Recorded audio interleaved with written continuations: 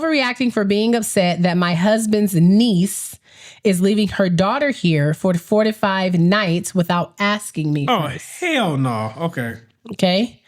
All right. So here's the story. My husband, who's 54, and I'm 45, have 2 girls together, ages 5 and 6. I also have a son who's 14 that lives with us.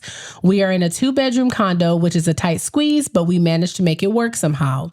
I stay home with the kids and do everything around the home. My husband really doesn't contribute to the cleaning or managing of the house. Kind of like what I said earlier. He's 54. That has nothing to do with anything. My husband has a niece who's 40 that is married with a daughter who's 7, the same age as my kids, and they get along great.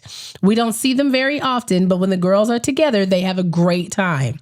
I invited his niece, I'll call her Becky, and her daughter, Mona, to my daughter's birthday back in early December.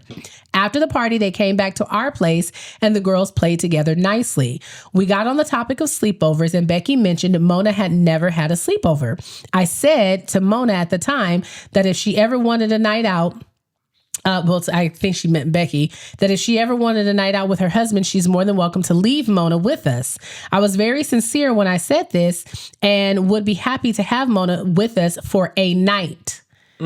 Becky then mentioned she had a wedding coming up at the end of February and she might really take us up on that offer.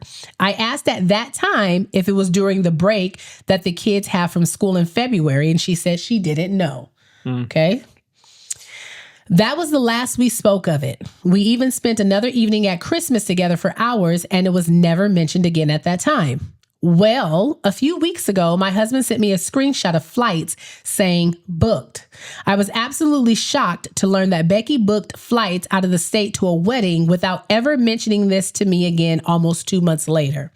The flight was also booked for very early morning on a Thursday and returning very late on a Sunday. Meaning what? Mona is going to be staying here probably Wednesday night until at least Sunday, possibly Monday morning.